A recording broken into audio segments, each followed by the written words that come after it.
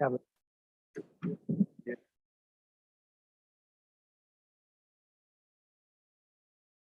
Just to see.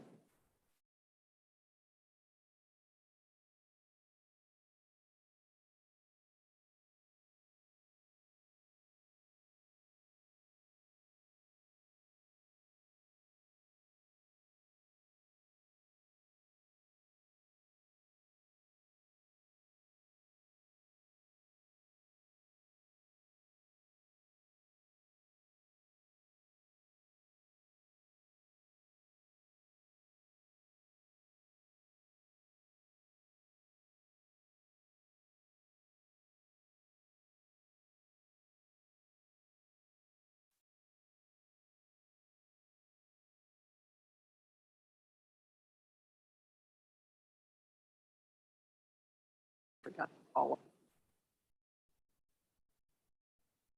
it. We're ready? We're going to call the May 10th Village Council meeting to order. Welcome, everybody that's here. Beth? Anton, Here. Allworder, Here. Deacon, Yes. Press, Present. Steinbrink, Here. Turner. Yes. I believe Mr. Welsh is going to be absent. Could somebody make a motion to excuse him? So moved. Second. Anton, Yes. Allworder, Yes. Deacon, Yes. Press, Yes. Steinbrink, Yes. Turner. Yes. Okay, thank you.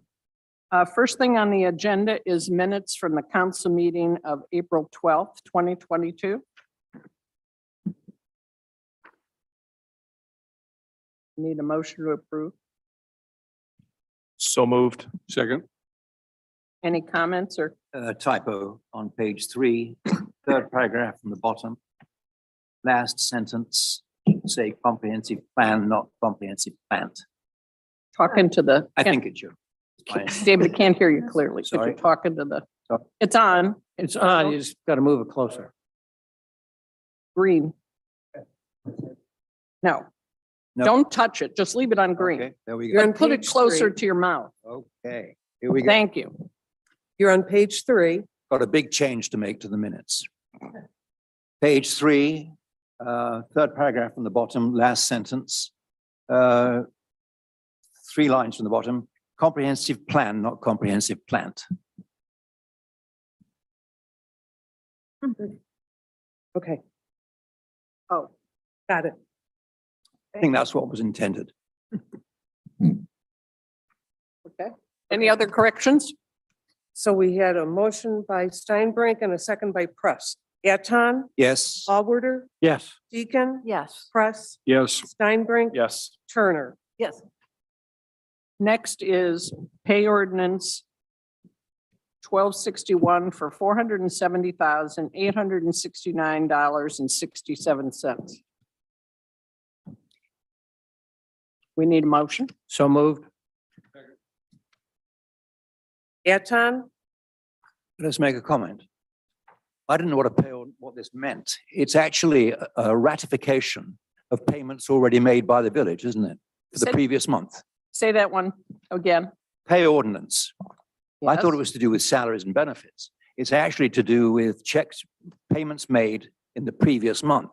correct. Correct, So we're not approving anything. We're just ratifying what's already happened. Is that correct? right. That's why it's just a motion. Fine. Anton, Yes. Allworder, Yes. Deacon, Yes. Press, Yes. Steinbrink, Yes. Turner. Yes. Okay, we'll wait on the financial statement till the treasurer gets here. So we'll move into mayor's report. Well, the art show just finished up on Sunday and they had a very successful run and it's still coming down and being picked up. On May 30th, we're having the honoring Dan Collister at 10:30 in the morning, which is Memorial Day, the 30th, at 10:30 in the morning at the Polo Field. And there'll be a reception following that at the Historical Society. And it should be all over, they've promised by noon. I think I've got that right. Also under mayor, I'd like a motion to approve Mike Press to the Broadband Fiber Optics Committee. So moved. Second. Eton, Yes. Allworder, Yes. Deacon, Yes. Press, Steinbrink, Yes. Turner. Yes. That's all I've got. Clerk's report. I just wanted to mention that I read in the Chagrin Valley Times that our Gates Mills fifth grade teacher had an incident last week in trying to get into the police station early in the morning, and she couldn't lock the door, which caused a problem, which led me to think, we've talked before about, we kind of have a safe area at our police station in the front vestibule. And I checked with the police chief, and if you needed to use that, you can lock the door. Just wanted to put it out there that if anybody read that article. And call 911 from there. Yeah, Beth, that It was was Chagrin Chagrin Falls, yeah. Falls. Yeah, it was the Gates Mills teacher, but the incident was in Chagrin Right, Falls. right. Correct. Right. And I Correct. just wanted to say that I think we have that under control. Thank you. So, we're on committee reports? No, Yes. yeah. Okay. I'm sorry. You were Oh, done? Okay. I'm a member of this finance task force that is looking at Chagrin Valley Dispatch and how the cost is allocated to the village, to all of the communities. We are nearing a point of recommendation to the executive committee of Chagrin Valley Dispatch. It's been a fascinating process. And the outcome is a little uncertain as to timing. So, and it's unclear how, anything that's done will obviously represent change to every community because it's the total cost bucket and how it gets divided up. And so if it gets divided up differently, then some communities will be higher and some lower. So how it all manifests itself and how the communities vote, et cetera. But it's been really interesting. I think there will be change. I just don't know what the timing is. So anyways, probably by July, council meeting, maybe August, I should be able to report on what the outcome of the task force has been. Thank you. Secondly, I just wanted to make a comment. It's actually very timely as today. Just an example of our village and all the services that we get. So I was working in my home office and my front doorbell rings and I go up and my neighbor shows up. She's in her bathrobe. She's pretty embarrassed. It's about 9 o'clock. She's locked herself completely out of her house. Doesn't have her phone with her, doesn't have a key, can't get into any door. And so she wants to use my phone. So, and she just got back from Florida a couple days earlier. Her husband was still down in Florida. And they have somebody that checks on their house who has a key, but she doesn't have her phone or know the number. So she's trying to reach her husband. So we get her husband on the phone. And through the dialogue, it turns out that he's the person who checks on their house is probably not around. And so they're probably going to have to get a locksmith. And I say, well, let me check with the police. I don't know if they can help in this regard. So I get a hold of Greg. Greg says, oh, no problem. I'll send Officer Savage up. He comes up. She picks my neighbor up in my driveway. So he comes in the Tesla, picks her up. Oh, by the way, he had something in the front seat, so she had to get in the back seat. So it's like, anyways, and goes over and eventually finds out they've lived in that house for maybe 3 years and they'd never changed the locks. And the previous owner had put a key down here. So they had one after all. But the point is that that's just our village. You can call our fire chief and he'll come and check out all your alarm system and point out where you might have some risk of fire. Our police will do everything. So it's just an example and we need to promote this so much because it's such a unique culture in this village. So anyways, thank you to the police, particularly to Greg and to Officer That's a Savage. great story. That's a great, but very true. Very true. Next committee report. Could I ask a question? Sure. On the police dispatch group you're on, as the number of municipalities increases, presumably their total costs are increasing, but there's economies of scale, I would hope. Otherwise, there's no point having extra municipalities in the combine. I'm worried that as it gets bigger, it might get cheaper, but the quality may diminish. Have you talked about total costs and quality? Absolutely. The scope of the task force is not to talk about quality. That is highly, highly regulated. Monitored a lot is my understanding, just because those are some of the comments. I came on the task force absolutely driven to why hasn't cost gone down. Turns out all the other members are finance directors or one mayor, the mayor of Bentleyville. Everybody came on with exactly the same concern. I'm not going to get into why that hasn't been the case. We have pointed out why it probably has been the case. The costs have actually gone up, not down. As far as dispatch centers, I don't know if it's an actual mandate, but it is, they are consolidating all over the place.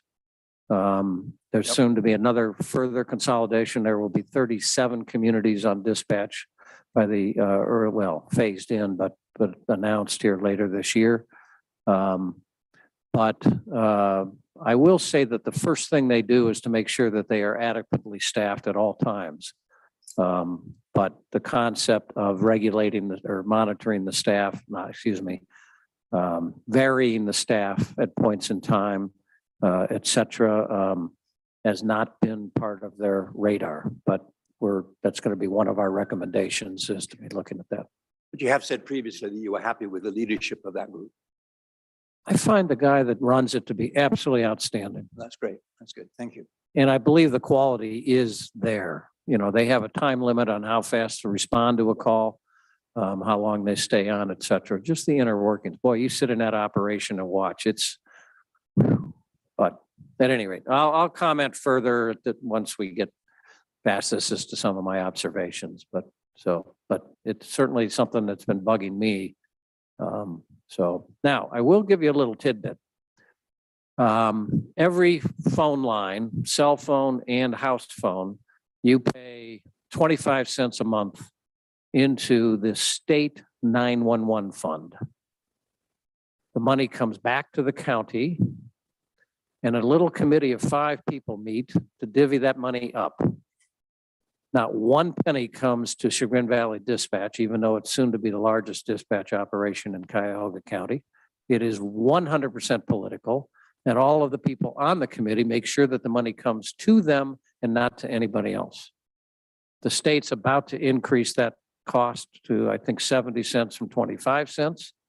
And it should represent a substantial impact to Chagrin Valley Dispatch. Sure. So there could be a political brouhaha coming, because this is just hidden money that we're all paying for and we're getting no benefit from. So But that was uncovered with their little group too. So it'll be interesting to see where that goes.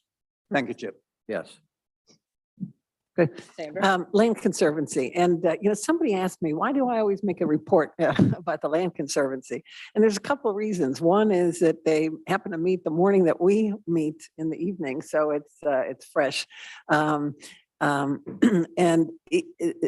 And the comment was about other committees not making reports. And we did talk about that at the last council meeting, that we will be seeing more of the village committees. This is not a village committee, but we'll be seeing more of those reports. And even more importantly, it was a contentious election and it passed overwhelmingly. And I think it's important for the village to know what's going on with the land, with the Land Conservancy. And the final reason is I am so excited about what's going on at the Land Conservancy. At our meeting this morning, there was premiered a newsletter, and I'll give a shout out to Celeste McClung and to Jamie Carricker for working on that and the website. Look for that. It should be coming out in a few days. And I'll give you information about events that are coming up, a little bit of history about the Land Conservancy. And it's something that the Land Conservancy hopes to do 3 times a year and get people more engaged and increase membership. So it's really terrific. And I think the village should hear about that. I have another report to make. I get to talk about the comprehensive plan this month. You may have noticed that Chip and I have been alternating each month. And Sandra, before you move off. Oh, go ahead. that, Land Does Conservancy. the Land Conservancy ever come in and, make a more fulsome Formal. report about what they're doing? I Yeah. think, aren't they required to do that under the law? Yes. Once a year. Once a year. Thank you. One other point, if I may, on land conservancy. I think we agreed, and you may recall this, Chip, that I think we agreed that the levy that comes to the village and stays with the village, to the extent that's spent on something, we were going to approve it specifically, not just at the budget level, but the specific project. Yes, it complies both with the agreement between the Land Conservancy and the village, and it complies with the language of the levy itself. I thought that was the process we'd agreed, but it doesn't seem to be happening.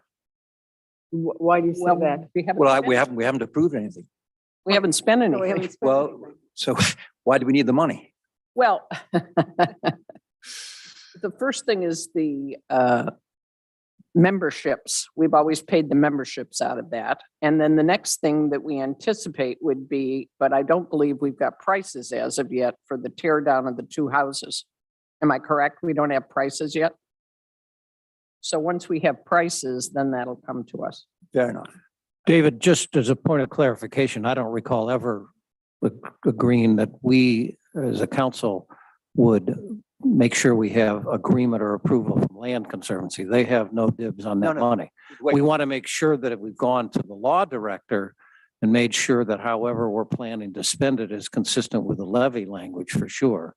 And we had talked about that in that process. So as far as I think it is appropriate, particularly given the concerns of all the villagers, that if now more of the money's coming to the village, how can we be sure that it's really being spent according? So I think it ought to be a cognizant thing, not something after the fact that, oh, by the way, last month we spent a little more money. So Right. I'd personally be supportive that it has to come to council before we actually spend it, so that we're aware. But I thought in all of that, that it's very possible that the Conservancy Fund, which has always been a separate fund in the village, might build up over time.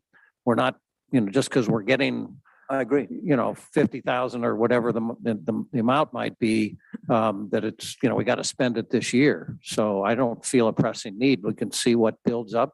We encouraged the Land Conservancy in the agreement that if they found that they needed more money than they're getting, that they should come to council. So certainly, we hopefully in the annual report, when they come and meet with us, we want to know how they're doing with the money they are getting and if they see a need building.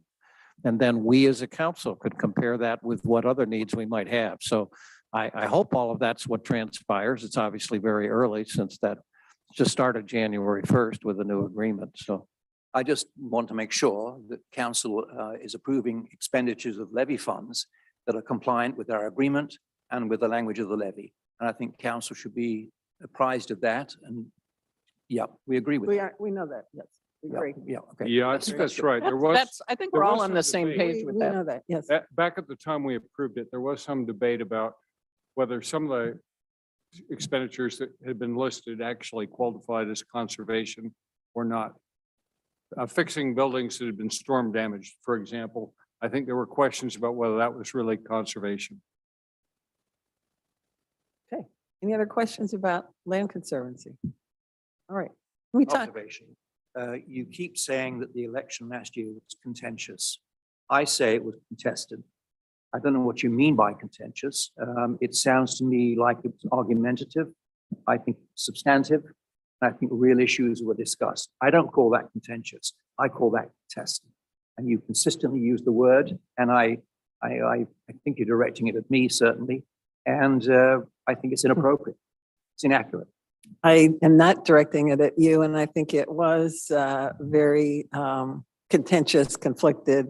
And I'm so pleased that it passed the way it did. And I think it's important for people to know that some very positive changes are going on with the Land Conservancy. So if I, and I think it was the largest percent, positive vote that we've had in the last 2 or 3 times at least, Almost 3 to the 1, last 15 years. So 2 to 1. Yeah, it went up. yeah, so it went up. That's all a positive. So Exactly. I think we're all doing what we're supposed to be doing as it relates to the Land Conservancy, and it is tax money. So I think it's very important that Absolutely. yeah, we have a report on that at the council meeting. Thank you. Yeah, I So think we what's the should. next subject? It is true that plurality was much higher than it ever been, but it's equally true that they've lost a lot of their membership. Right. So that's a good So place to obviously work there's on. members that aren't happy with what happened. No, they haven't lost since then. They lost it for the last 5 years. They were in fact shocked at how much they've lost their membership. They're working hard to get it back, but it wasn't related to last November's election. And we should encourage people to And join. Sandra, do you have another report? We are going to talk next about the comprehensive plan. Okay, Give you an, give. please go on.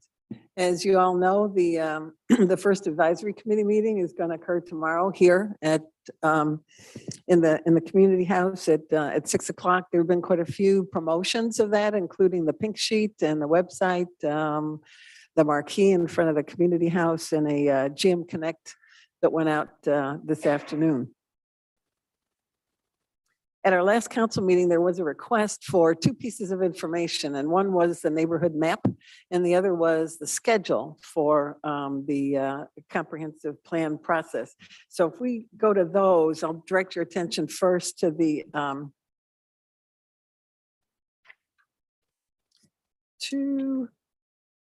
comprehensive plan updated schedule. And I want to address a question that came up related to this plan. And that was a question, and if you've looked at this, you maybe haven't looked at it in detail, but the plan calls for an advisory committee meeting for there to be a review of a community questionnaire by the advisory committee, and then the distribution of that survey to the residents, and then a follow-up advisory committee meeting to kind of deal with the results of that, and then a town hall meeting and neighborhood meetings. So there was a question posed about why there wouldn't be a town hall meeting before that second advisory committee meeting, in essence, to get more input into the process of developing the questionnaire.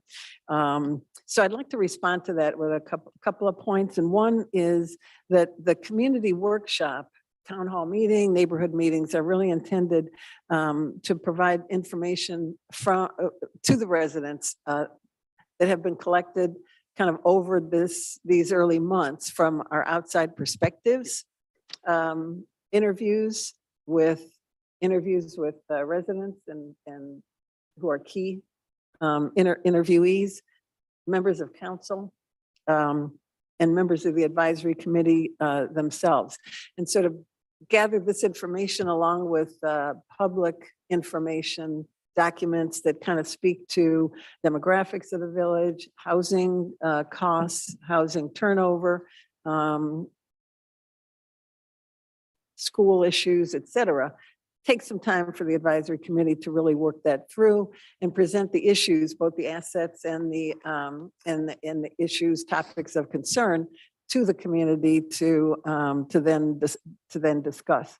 The body that really has the the body that has the responsibility for the questionnaire is the advisory committee, along with the consultants. And then ultimately, they have the responsibility, as you know, to make recommendations to and finalize the report to the council and the mayor.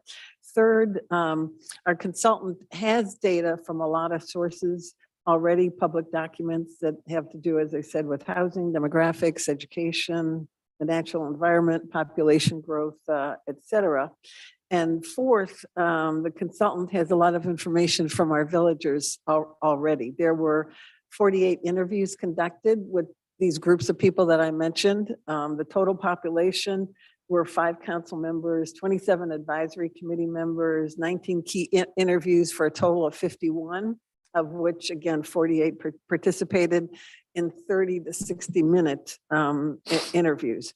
We also have information from the outside perspectives, 27 interviews with 29 realtors who provided information from buyers and sellers about the village, the assets, as well as the liabilities. And finally, our consultant has 36 years experience in community planning and survey development. So I feel, and Chip and I have talked to Chris about this from CT Consultants as recently as yesterday. We really feel like this is clearly sufficient to proceed with the resident survey. So I'd be happy to hear any questions or comments and. Sandra, anything I've got you a have. question. I call this the advisory committee master plan catch 22. In Okay. April, you guys will remember that I suggested that we have CT attend a council meeting and make a presentation and open herself up to questions from the floor from residents. The project manager said, no, that's not appropriate. That's the job of the advisory committee. I'm not sure I agree with that, but I can live with it. But I now find in the pink sheet, when I looked at the pink sheet, that it's not an open forum meeting tomorrow. Right. I believe very strongly the residents have a chance to know what's going on and to know what's going on and ask questions at an early stage, not a late stage. So I think tomorrow's meeting should be open to questions from the floor at appropriate times. Okay. Could I add to that? Let me just respond. Okay, well, go ahead, add, and then I'll respond. I went back to the original contractual documents between the village and CT Consultants and looked at the attachments which just defined the process, which I thought the council had agreed to. That's the way it was supposed to be. There was a contract. And in that contract, it talks in great detail about the process. And the process at that point was described as being, yes, there will be an advisory committee meeting. Then there will be a public workshop. And then the advisory committee will review a questionnaire. We've got opinions from 50 people. There are 2,400 people live in this village. They should have some input to the issues prior to the creation of the questionnaire, is my view. And I think with Michael, I'm saying tomorrow's meeting, if it's not a public, if we can't have comments from the public, why would they even bother to come? Aren't we trying to start a conversation here and engage as many people as we possibly can, rather than as few as we possibly can? And I think selecting the 50 people who were interviewed were selected by 3 people. Approved by council, I recognize that. But I have no idea what other people think about all these things, all these issues. And there may be people with ideas, questions, concerns that you have no clue about until you ask them. And the questionnaire is too late. The questionnaire has got to entertain some of their thoughts, some of their ideas, some of their concerns. That's my view. So I'm with Michael that tomorrow's meeting should be open, whether you have dialogue throughout the meeting or maybe have comments from the audience. I don't really mind, as long as the people who come are given some privilege by virtue of having come to the meeting rather than watching it on a computer with a gin and tonic on their lawn. 2 things. One, to your point about the proposal that was made when we were first negotiating with CT Consultants, that was in October and November of 2019. So that was a while. Negotiated in October of 2021. Right. But this is an updated plan, and things change from the time that we first contracted with them to the point that they actually began working with My us. question is, why did it change? I thought what was in the original agreement Well, was perfect. if you looked at it, and you know this, that there was a discrepancy between the language of the proposal and the actual timeline. And that timeline is consistent with what we're doing now. So if you're honest, it's not really a discrepancy. Correct me if I'm wrong, Todd, in an agreement where you have language and then you have an exhibit, if they disagree, the language prevails. So somebody didn't do their homework to check that the schedule matched the contract. That's the first indictment. Okay. And the second thing is that the language of the contract prevails. Well, And that was very, very clear. now, if you're familiar with dealing with contracts and Which I am, contractors, very. and I am as well, you'll know that things change, circumstances change, new information comes to the fore. And it's not unusual for the process to change. And we even said, I believe, or maybe it's not written here, that the timeline we have now and the schedule may even change again before this process is over. We've had that experience because of COVID. we experienced that already.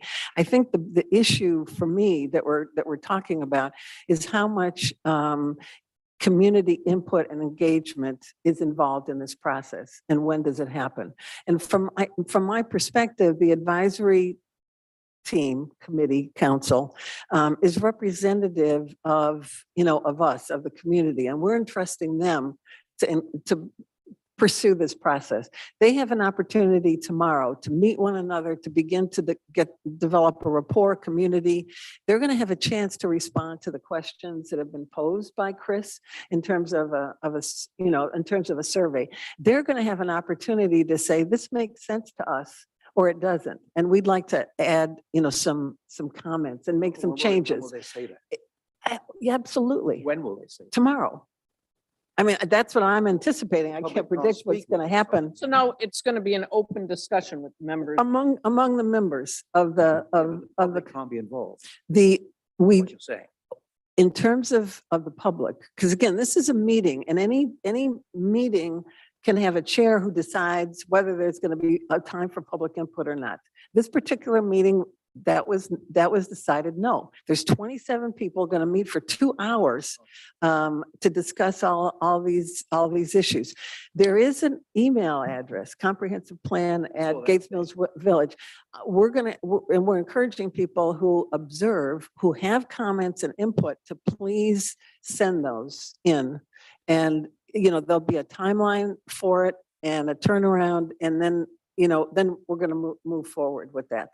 You haven't answered my question as to why the schedule, the sequencing of events was changed between the original agreement of October of last year and the current schedule. You haven't explained that to me.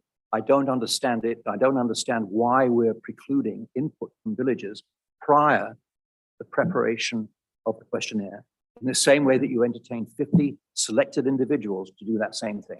I have never heard of a questionnaire being developed by a village. I just don't know how that process works. You just listen to what they have to say. And then the advisory committee can listen to what's said, and then they can tune their input on the questionnaire according. Okay. We disagree. We disagree I'm about concerned- this. I'm and concerned that the contract which the council trusted people to execute and implement I- isn't being followed. And I think you're seeing that particular switch. And again, it's not in the schedule. It is in the written remarks, as being very, very significant. And I guess I don't. That's I don't see that. I see there is community engagement, and it is going to occur. There are going to be 2 town hall meetings, neighborhood discussions. I just don't see the order of that as being that, Well, you're the that project critical. manager. I'm not. I disagree. Okay. Sam, Okay. hang Well, on. and I was the guy who started this discussion, and nobody's answered my question. Why can't we open up tomorrow's meeting to questions from the floor at whatever times the chair of tomorrow's meeting feels is appropriate? Right. I think it's a matter of, it's a matter of process among that group of people who are working together as a team, trying to build a team, and the timeliness of it. If Chris wants to open it up for some discussion, I'll talk with her about that and see if she's willing to. And maybe you should pose it to the advisory team if they're there for 2 hours, if they have another little bit Yeah, to to open do. it up for questions That's that was fair. suggested at tonight's council meeting. That's fair. But I think. Just as a point of clarification on the process, because this is very clear on the process and intended in the agenda, the consultant comes with the data and frames the issues. The advisory committee does not come up with the issues. The consultant frames the issues. The advisor committee deliberates those. That's the first meeting. Then they mull it over. The questionnaire goes out. That comes back with more insights from the community. Then they meet a second time. Then we go out to the neighborhoods, 10 neighborhoods. Our plan is to have as many residents from the communities, from the neighborhoods. We're going to stage it here as the latest thinking. Each neighborhood will come through. There will be charts. laying out lots of data and starting to alert the village residents to a lot of information about what's happening to our village and things to be thinking about and understanding and to get feedback. So that's the intent of when you get feedback from the village. The process is not to go out to 2,000 villagers and get 2,000 ideas of what everybody thinks is right or wrong to start with. The idea is to start to frame it and then to do the questionnaire. Maybe you disagree with that process. That is the process that the consultant has laid out, and it seems like an excellent one, and that's her experience. So why did you Chip? sign, why did you sign that contract? Chip, if you don't want to have that open tomorrow night, how about setting up another meeting where the residents are allowed to hear a presentation on the process and ask questions? I think our chances of getting acceptance at the end of the day with the final product are going to be much higher if we involve people in the process from the beginning. That's exactly what happens in July. That's the plan. But by Okay, so July- we'll take this to Chris and you'll talk about it for tomorrow with the thoughts after the thing. Do you have any more committee reports? Well, okay, the second one is the neighborhood. I think this will go a little bit more quickly. But Chris has developed this grid for neighborhoods, come up with 10 neighborhoods. And through our process of asking for volunteers, starting back in December, we actually have 30 people who have volunteered to serve as a neighborhood outreach team member. And coincidentally, they're not all equal, but we ended up having at least one person in each of the neighborhoods. So I'm in the process now of going back to reconfirm, because it's been quite a while since I talked with them. And there may be some neighborhoods where we need more help and others where we don't. And we'll come back out and ask for volunteers. But so far, so good. I was surprised myself that we had 30. The neighborhoods were developed somewhat by clustering of homes and natural boundaries like the river and, and roads, Mayfield Road. So, and again, this was reviewed by the mayor and Chris. So any comments on this? Yeah, Sandra, No, I'm sure we'd be happy to help you in the neighborhoods we come from, find co-captains in the ones where you don't have enough volunteers. Yeah. Absolutely. Yeah, good. I will call on you. I will call on you. Oh, I do have one other question. Could I have a copy of the questionnaire? Yes, we can get your copy of the Thank you. question. I'd like one too. Lori, you were saying?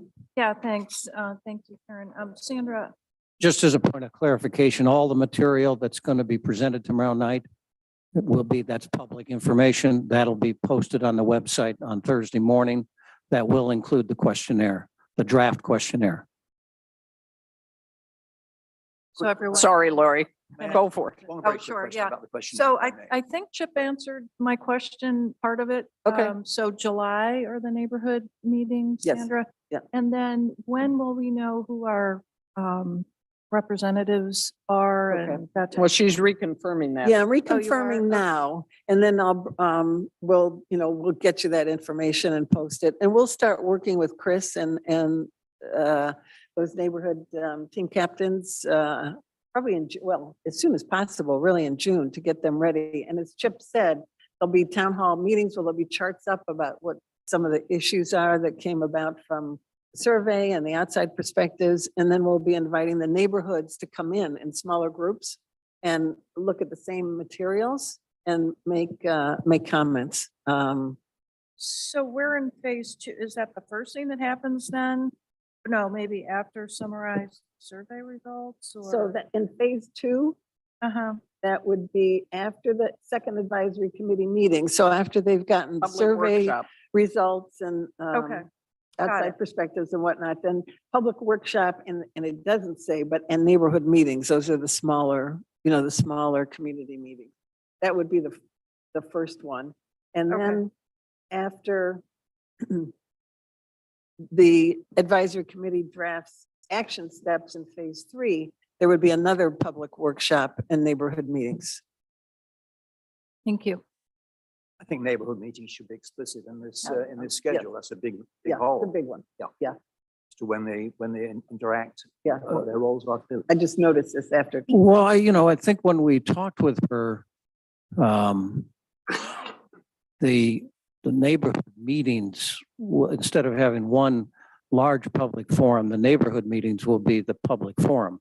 Whether then it follows up with just an overall, I wasn't clear, but I think when she wrote public forum, she was thinking that what we talked about was the 10 neighborhood meetings. So in other words, 10 public forums Okay. implicitly. But so I think she was thinking that simultaneous, or, that same thing. Sequential. And maybe they're two different things. I think that's how she wrote it, but we can get that clarified. We'll get it.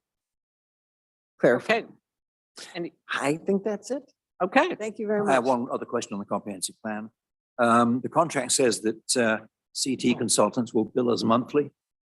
I wondered if we'd had any invoices from CT consultants. We- If so, how much has been spent? We have received an invoice. We're reviewing it now. It's for a little over $30,000. Out of the 57. Yes. That's pretty heavy, given that nothing's really happened. Oh, my gosh. I mean, as far as the villages are concerned. There's been, like I 30,000, said, you 48 interviews with, with villagers, come up with a questionnaire, 30 to 60 minutes. We had a questionnaire for the, for the realtors, the outside perspectives. There's a whole report that you'll see that Chris put together and analyzed. There was a meeting conducted in December for all the council members to provide an update. We added 2 members to the advisory committee. We added in interviews with the council members. So some of that was really actually out of scope. Sandra, could you or Chip summarize what's come out of the 48 interviews? No. And I think that I'm really glad that you raised that point, because we need to be cognizant that, this body is ultimately the recipient of the report and recommendation. right. And we can't be involved in the process. So to a certain extent, yes, we want you to know what's going on and keep you up to date, but we really cannot. Will they be sharing summarized that at data. tomorrow's meeting? Well, yeah, they're not summarizing to us. I have no idea. Zero. That's all being presented to the advisory committee, not to Sandra and I. We've been very clear. We're just facilitating. I'm not planning to comment on the questionnaire. I saw the information that's been sent to the advisory committee meeting, the advisory committee members, but I'm not commenting on it. We're not weighing in on that.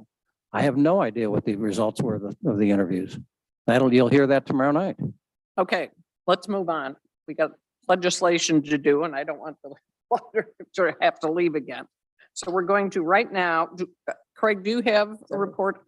Just quickly on the real estate committee, the real estate committee has met 3 times in the last month and a half or so regarding the space that was formerly occupied by Cindy Halley. We were talking with a few potential tenants, and we've got a agreement in principle with Sarah's Place right now to take that space. They will use that as I understand it, as a private dining space, and then also during the day have potentially some sort of prepackaged sandwiches there. But I know hiring has been difficult and they have been trying to get back to lunch, but have been unable to do so. So we've got a agreement in principle. They are taking the space as is, so it does not cost the village anything as far as tenant improvement dollars go to build that space out. So council can expect a lease next month for review and approval. That'd be at $20 a square foot. Excuse me. Will that be at $20 a square foot? It's to be aligned with their existing lease. What does that mean? While they're taking additional space at the same What rate are they they're paying for? now. I guess is the question. Or what will they? Well, as far as what they're paying, What will they be paying for the additional space they take? the same rate that they're paying now for the What is square that? footage. Yeah, I don't have that with me. Okay, well, I think we should know. Thank you. Any other questions? Okay, we're going to backtrack to treasurer's report. Hang on, are you going to talk about planning and zoning? What? Oh, sorry. Do you want to talk about P and Z? No, I could wait until towards the end when Dave makes his comment. Okay, when Dave talks. I don't know what Todd's schedule. Okay, thank you. Okay, this is the finance report. Last Thursday, the Finance and Budget Committee met on May 5th. All of the committee members were there except for one who was excused. In addition, 2 council people attended the meeting. So roughly of the 10 elected officials, 8 were at that meeting. The minutes have already been prepared and posted on the village's website, and we won't go through those in detail today. Suffice it to say that we covered the financial statements of the village, found some opportunity to look at some scheduling that we'll have for the rest of the year. We put forth both schedules and topics to cover, so we'll be adopting quarterly meetings of the Budget and Finance Committee going forward. Appreciate the suggestion that we do that. We also looked at the financial statements, and Lori, we used a variance schedule that you had suggested as part of our conversation meeting last week. Went as well through some of the overages that were mentioned and talked about those in detail. The variances will not be things we put into the budget packages every month. We'll use those for the committee. The comments in there are a little rough, and rather than spending a lot of time trying to pretty everything up for public distribution, I'd rather just keep the variances to be kind of quick and dirty and keep us alert to what we should be looking for. Overall, the revenue is running favorable to budget. We may have some pickup this year in the personal income tax space, given the work at home changes to the city income tax rules that are now applicable in the state. We're running a little bit unfavorable to budget on a couple line items: gasoline, repairs, and service department overtime. We looked at what those expenses were last year and feel that none of those are materially going to give us any material issue. So at this point, I don't see anything that is going to materially change our approach to having a balanced budget for the village for this year. We also talked about updating the long-range planning financial statement schedules and agreed to do that as late as the third quarter, but perhaps even in the second quarter if we have direction from the 3 infrastructure grant applications that we put forth. We also had some commentary from 3 individuals on some possibilities for broadband and fiber optic improvements. All of those were early stage conversations. None of them had any financial discussion or financial consequences. Too early for that. Finally, I agreed to take a look at the American Rescue Plan funds. The balance of those funds should be coming to the village this month. And with that amount in hand, we'll put forth some potential projects that would qualify for the funds, distribute those to the Budget and Finance Committee for comment, and be able to report those out to this group somewhat later. The funds need to be approved by council, so they will come to this body for ultimate decision. The funds need to be decided by the end of, I believe, 24 and spent by the end of 26. So there's no rush to have to do this. At the same time, while it's fresh in our mind and we have some pressing needs, we can take advantage of that. I would refer anyone to the minutes which are on the website. Any questions, please let me know. Quick You have a question, if I may, yeah. Talk into the Simple one, microphone. actually. Sorry, very simple one. The budget, I recall, when the Finance and Budget Committee reviewed the budget for this year, was break even. A number of those words spoken. And I look at page 7, and it looks as if we're $95,000 in the red. In the budget. I thought the budget was break even. The budget language that we said was break even. That was the approach. I don't know if the dollar amount actually added up to 0 or whether there was a small surplus or small deficit. I'd be happy to look at that at the budget meetings, Dave, and let you know. Thank you. But the goal was on a $5.5 million budget, balance the revenues, balance the expenses, and perhaps it didn't quite equal 0. Fine. Thank you. I'll get back to you. Thank you. Okay, thank you. Any other questions? let's move on to police report.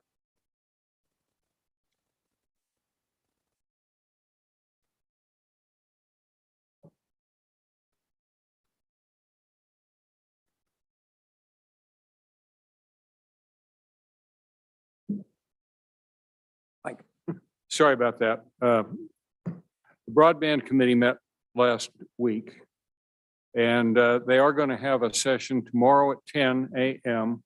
to take a proposal from a service provider, Spectrum, for internet broadband in the village. Do you want to add anything, Ann, or just?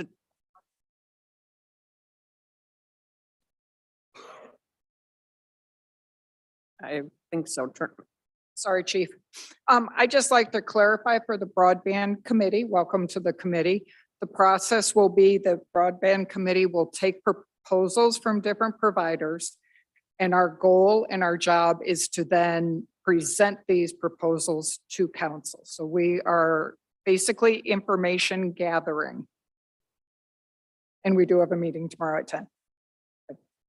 Thank you, Ann. Chief.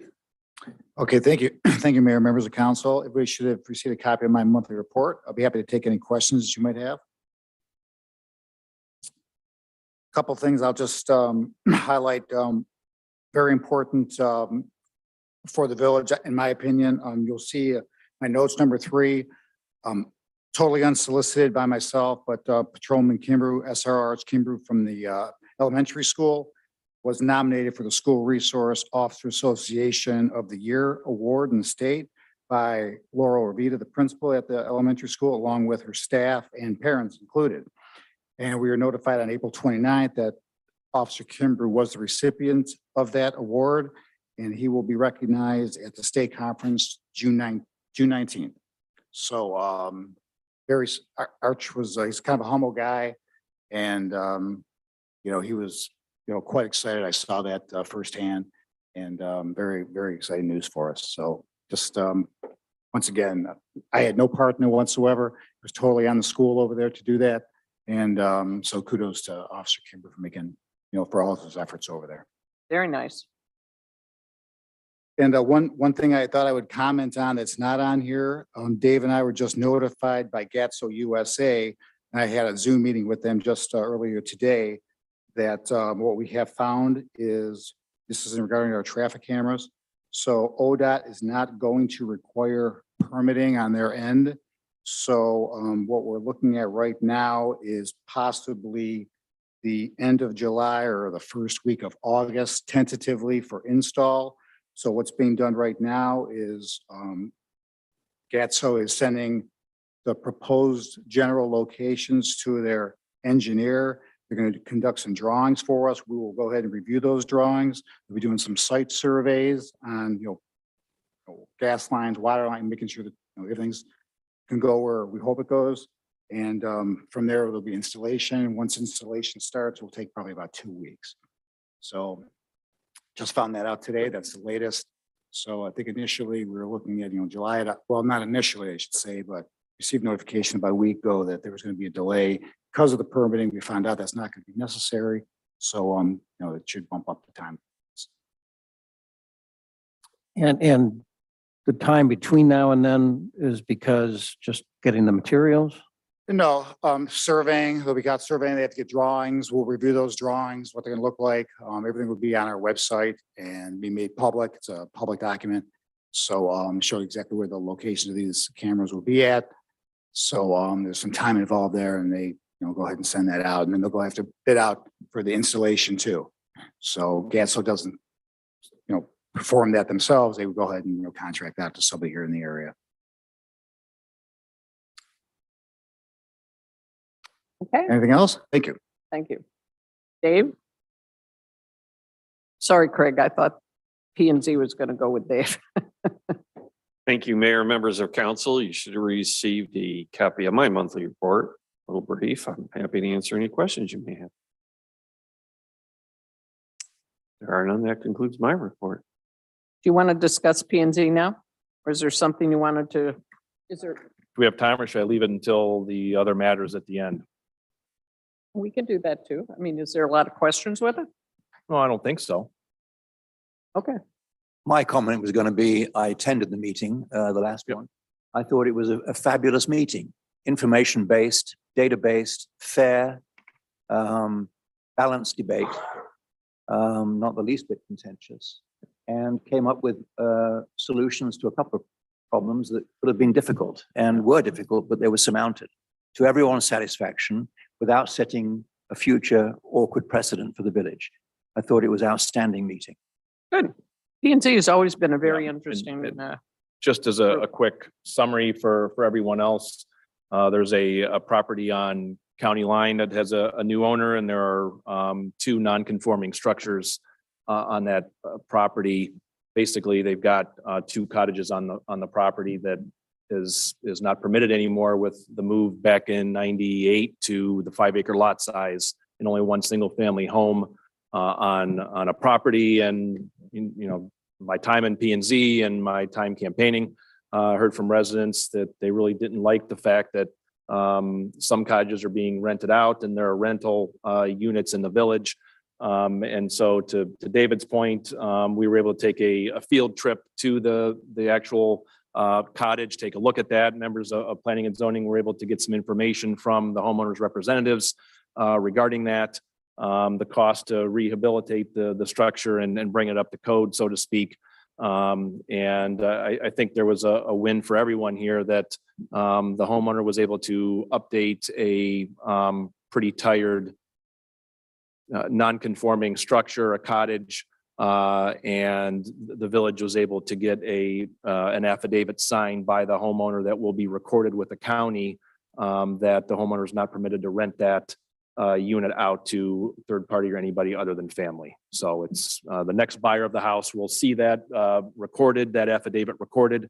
And I think it was, things aren't always black and white, and we try to make accommodations for homeowners and for residents and do the right thing so that it's a win for residents, a win for the village, and a win for homeowner. And I think in this case, we were able to accomplish all three.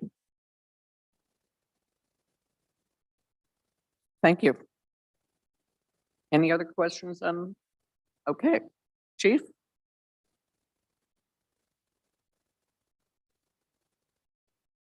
Good evening. You should have received a copy of the fire department report for last month, and I'd be happy to answer any questions you might have. Good to see we got people cooking again and we're finally getting some smoke alarms again. So Yep. always good to keep you guys active with the cooking. Now, Hopefully yeah, now we we're were, outdoors, Chip, right? and then the mayor, did you want me to speak about the house fire on Saturday? Yes, please. Even though that will appear in next month's report, we did have a house fire in Gates Mills Saturday evening. Very fortunately, no one was living in the house, no pets in the house. It's being remodeled. The downside of that is during the remodeling, they took a lot of sawdust and rags with stain and disposed of them in the same container on the front porch of the house, which then caught on fire. And very fortunately for us, the neighbor next door saw the fire and reported it. So estimates are probably about $25,000 worth of damage. And that's really, and I did talk with the resident next door today, thanking her for calling it in because it made much smaller fire, which makes it a lot less dangerous for our firefighters. Had that gone unnoticed, it would have been a completely different story. We would have been talking about a huge dollar loss. So everything went well. Our mutual aid came in right away. You'll notice on last month's report, we provided mutual aid a number of times to other communities, and then the payback is when we need help, they come right away and assist us. So it's a system that works extremely well. Where was the fire? Address? Yes. 380 Timber Ridge. Timber Ridge. That's right. Mhm. Okay. Sorry. Yep. Kind of off of the street, hard to see. If it wasn't for the neighbor next door, Thank it you. could have gotten really bad.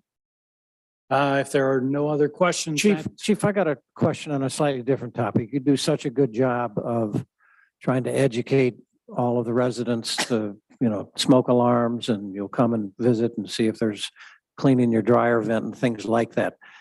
On a slightly different question, we had a very good friend who spends a lot of months south in the winter. And they came back to their house last week and found that a toilet on the second floor had decided that it was the end of their life. And suddenly they had water, all the way through the house.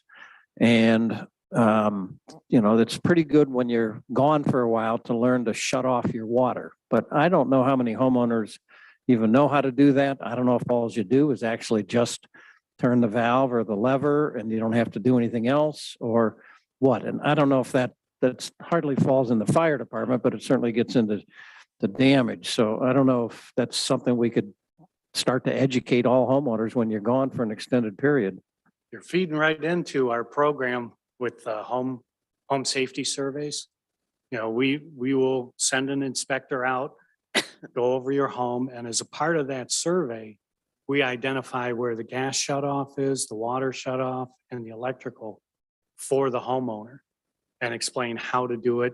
Now, we have had instances here where people went away and the heat went out in the house and the toilet froze. So there are other issues, and I don't know if this was the case there or not, but winterizing your home, you can pour antifreeze into your sinks, safe antifreeze, it's not going to hurt the environment. So you could pour it into your toilet, you could pour it into your sink, so it sits in the trap. And if your heat goes out, you're not going to have that, that frozen pipe. So we do already offer that service for any resident that wants it. So if you want it, send me an email or give me a phone call. Maybe it's time to publish it again. I think I just finished publishing about discarded materials causing fires. So, and those are some of the reoccurring themes you'll see. If you really read my pink sheet, you will notice repeats because there's some information, it's good. Every spring I talk about yard waste and not piling it up near your house. So don't do that. You'll get a visit from me. All right, well, that concludes the fire department report. Thank you, Chief. Okay, next on the agenda, on the revised agenda, ordinance number 2022-12. This is a second reading. Yep. Craig? There's a second reading, a ordinance amending section 572.10 of the codified ordinances of the Village of Gates Mills to prohibit the discharge, ignition, or explosion of fireworks at all times and dates, including certain days each year pursuant to state law.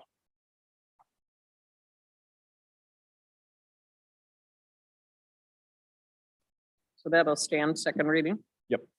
Unless anyone. has Okay. Any reason to move it up at all, given that?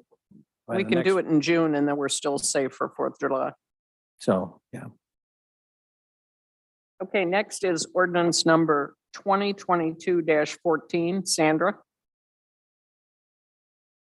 An ordinance authorizing all actions necessary to accept Northeast Ohio Public Energy Council 2022 Energized Community Grant. So for the last several years, NOPEC has granted an award to local communities.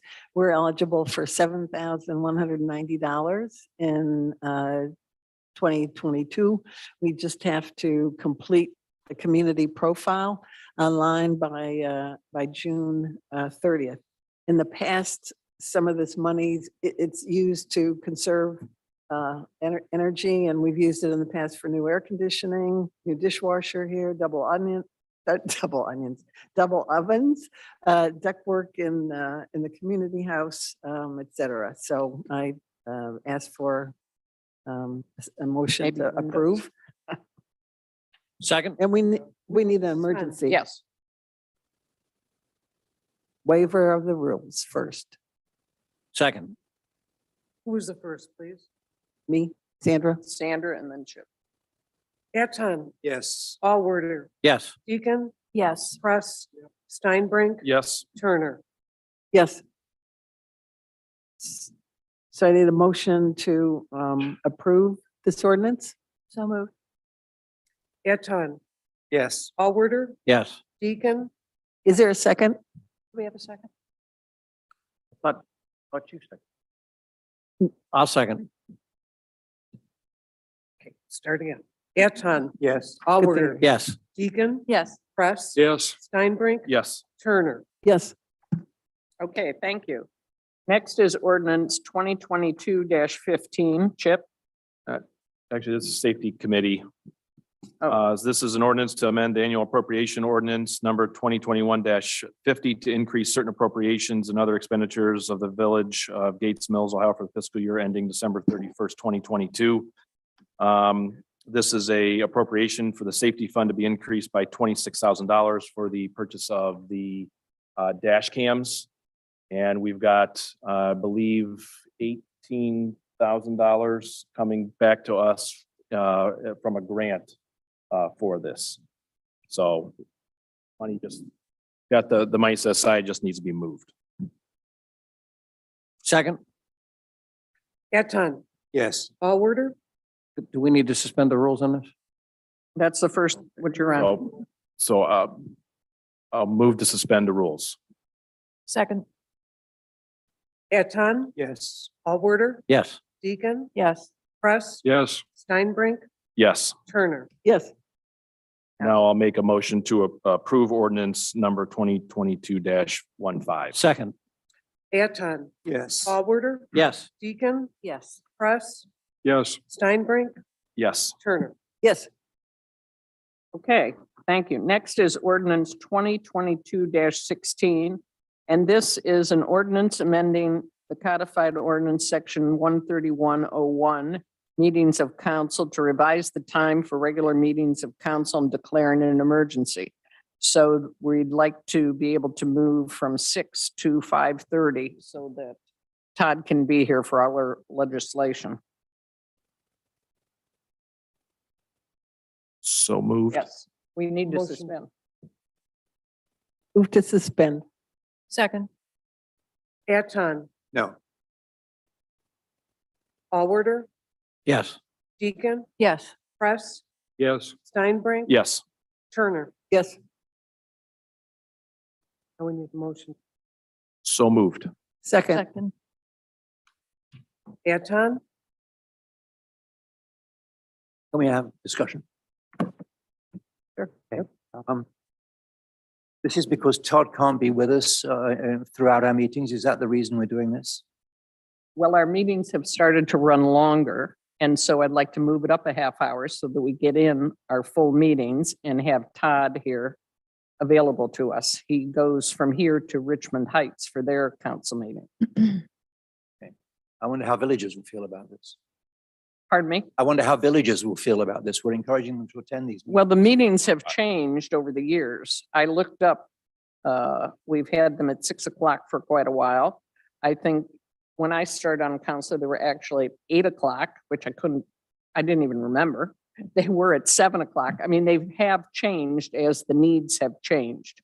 I think at one point they were also at 5 o'clock, and then council went later.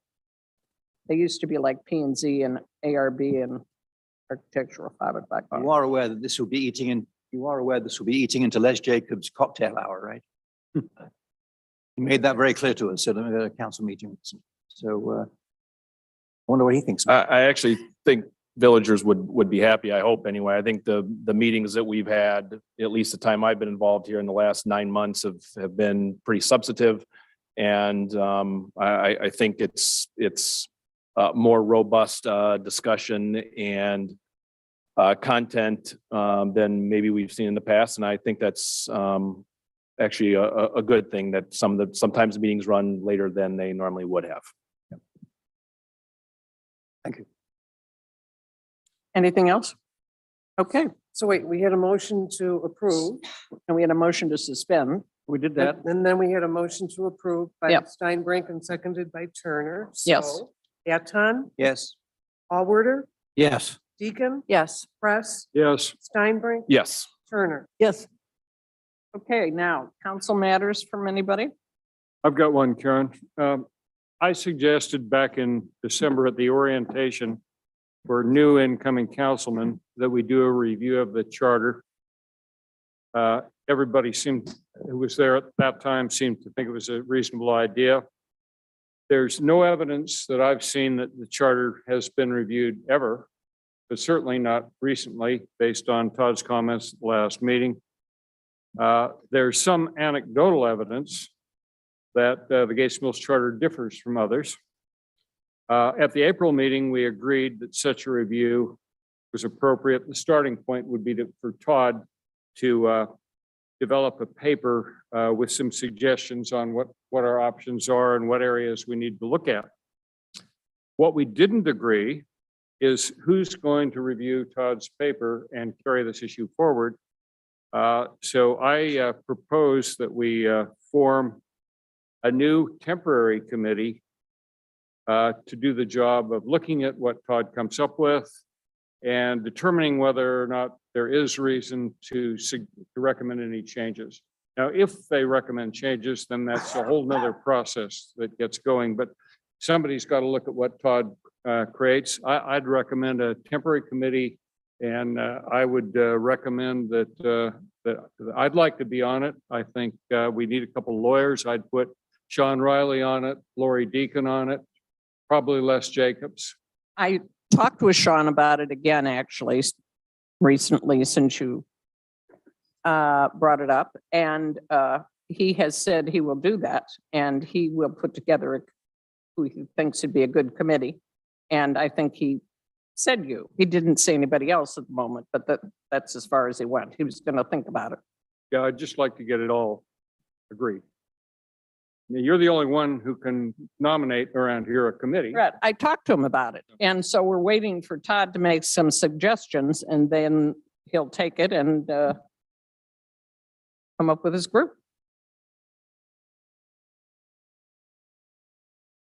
Okay. Okay. We'll do that. Good idea. Anything else? So the June meeting, it might be appropriate to appoint a committee.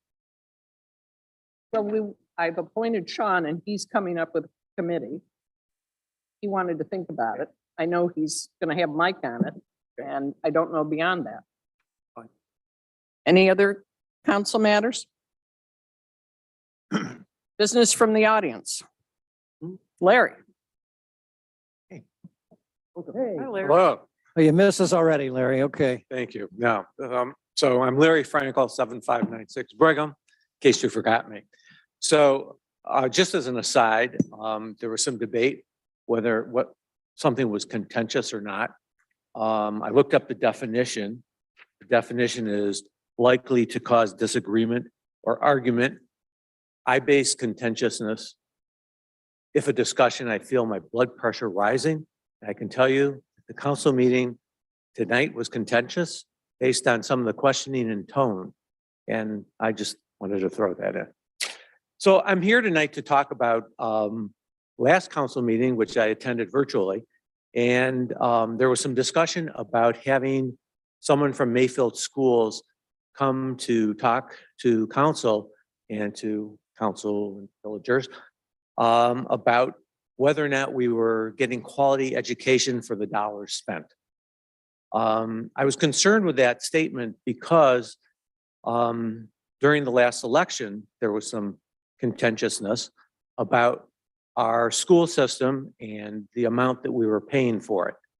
And there was some discussion about leaving Mayfield and going to another school system where education was cheaper, quality was apparently higher, and that became a big issue in the previous election. And so I didn't want that to become another perception of people listening to village meetings and thinking that there's a problem with the school. So I did just a quick analysis, and I used 3 school systems that I had some personal contact with, personal experience with, and I added West G because of discussions I've had with Councilman Anton about West G, because that was one of the areas he thought was, that we could consider going to. Probably now you realize that that would be very difficult, if near impossible, due to state law. But I wanted to compare Mayfield, the high schools of Mayfield, West G, Shaker, and Orange. And the cost per student range from the low of West G of $11,500, Mayfield $12,800, Shaker $15,500, and $19,000 for Orange. So to make that simple, the lowest was West G at about 11.5, highest was Orange at 19. What I noticed in the school systems that did have a slightly lower cost, the student body was smaller.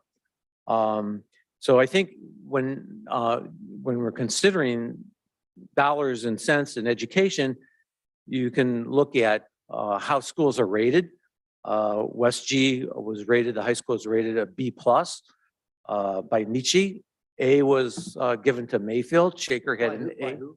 It's called NICHE. Niche.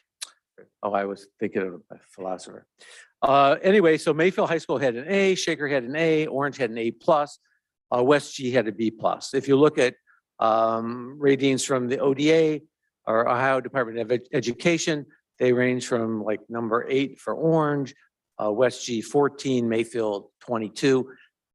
My point is, I don't think the numbers really make that much difference, but I think when you have to consider other factors, and some of those are the academics and what challenges are presented to the kids, how many AP classes there are, how they do with college placements, how do the kids feel when if they're prepared for college.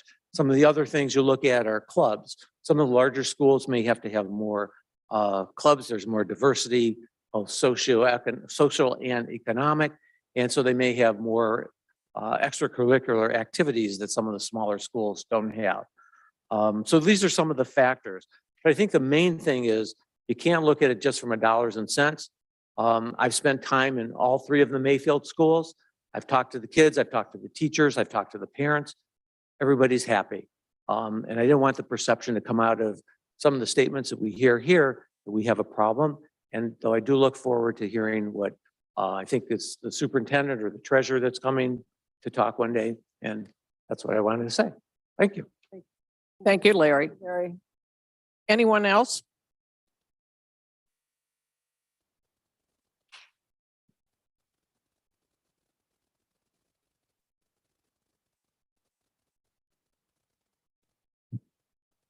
Have a simple comment about what Speak into the microphone so it'll I be have a heard. simple comment about Okay. what was just said. First of all, I don't know what Nietzsche is. I don't know if anybody else here does. There's been a lot of educational bodies who've come out with a lot of statements the last 2 years that have been full of crap. And I'm not willing to accept because some body said that this is A and this is A+. I mean, look at what's happened with public education over the last 2 years. It's been a friggin' disaster. And everybody's gone along with it. And there've been, and I think when we're talking about school systems, it really needs to be looked at by the people in this council, not taking some verbatim statement from some organization. It took 2 years for them to recognize what every physician with half a brain knew after 6 months, that kids who were isolated at home were getting depressed and beaten up and subjected to domestic violence. But because the teachers union decided that it would be a good idea to take another year off, that was passed through as an A+ recommendation. And we're seeing the damage now, which is going to last for decades. So I think before we make judgments about what's an A and what's an A+, we should, and I'm not disagreeing with Larry. I don't know Larry at all.